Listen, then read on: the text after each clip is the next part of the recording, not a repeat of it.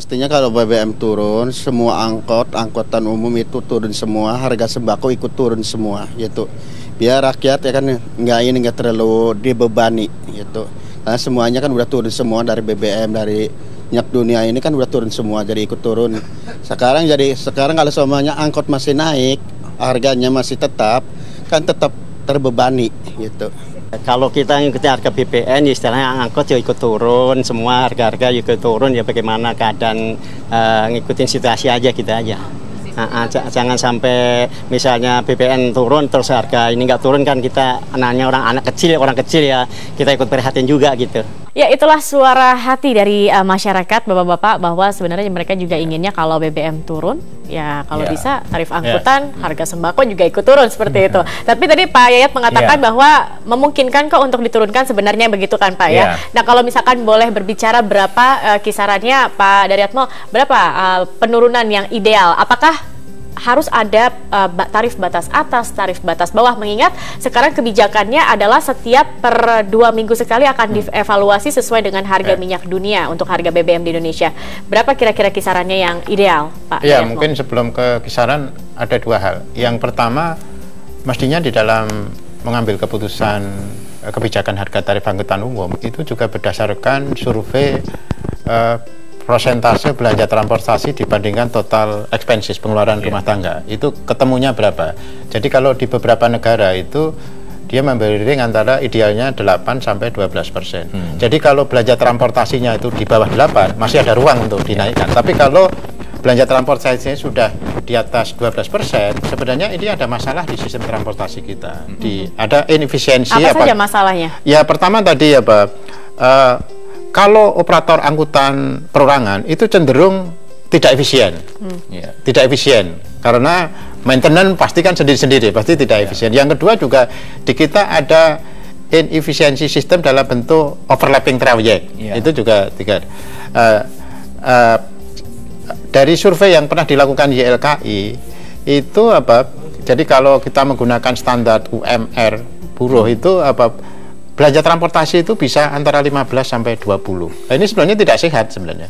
Kalau belanja transportasinya idealnya tadi 8 sampai 12. Jadi kalau belanja transportasinya tinggi, dia akan memberi kontraksi kepada kebutuhan lain. Sementara orang kan pasti mobile kan, mobile gitu. Yang kedua tadi variabel di dalam menentukan kebijakan tarif angkutan. Kita bisa belajar dari Singapura yang barusan menaikkan tarif angkutan umumnya.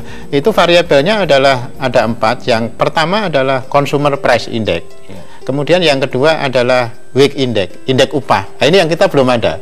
Indeks upah itu untuk memastikan bahwa tadi mengukur belanja transportasinya. Tapi kalau di Singapura kan semuanya dikelola oleh pemerintah. Di Indonesia kan itu tidak. Tadi. Terus yang ketiga baru biaya. BBM itu masuk biaya. Yang keempat adalah tadi indeks efisiensi operator. Nah, pertanyaannya adalah ketika pemerintah mengeluarkan izin kemudian memutuskan tarif, apakah pemerintah punya tool untuk memastikan bahwa efisien itu sudah operator itu sudah efisien? Ini penting karena berapapun tarif dinaikkan, kalau operator tidak efisien, kenaikan ini akan membiayai inefisiensi dari operator, bukan ke pelayanan kan. Begitu. Artinya semuanya kembali lagi kepada pemerintah bahwa mereka harus punya standar tertentu untuk terutama jika ingin menerapkan 2 mingguan harga BBM ini, Pak Yayat. Begini, prakteknya tadi Pak Daryatmo mengatakan di Jakarta ini kita untuk biaya transport per bulan itu mungkin lebih tinggi Pak, bisa 30-40%. Tapi ketika beban itu begitu besar itu dilepaskan kepada konsumen. Nah tadi benar, inefisiensi terjadi, rute tumpang tindih, tidak melihat supply dan demand-nya. Kemudian pengijian trayek, kadang-kadang ya yang penting tumpang tindih itu terjadi. Nah, inefisiensi itulah menjadi beban di kita. Nah, sekarang menjadi pertanyaan ketika ada tuntutan bagaimana bisa nggak diturunkan atau tidak. Nah, sekarang menjadi pertanyaan mana yang mau diintervensi pemerintah. Mungkin yang pertama kalau mau diberikan bantuan ada harus berbadan hukum. Sekarang kan operator-operator sendiri-sendiri hibah atau bantuan itu bisa diberikan ketika institusinya terbentuk.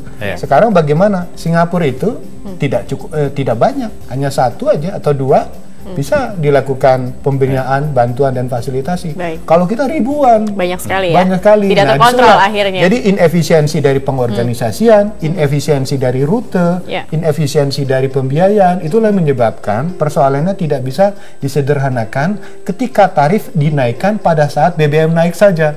Kita kan naiknya tarif ini ketika hanya pada momen BBM. Tidak pernah dilakukan evaluasi. Bahkan kemarin ketika dolar naik pun tidak ada gembar-gembar ingin perubahan naik tarif angkutan seperti itu. Saya saya tidak berbicara atas nama operator, tapi konsumen dan operator harus pemerintah mengambil inisiatif di dalamnya. Oke, baik. Nanti kita lanjutkan kembali perbincangan ini karena kita harus jeda dulu pemirsa. Setelah ini Bincang Pagi masih akan kembali dengan tema naik turun tarif angkutan. Sesaat lagi tetap bersama kami.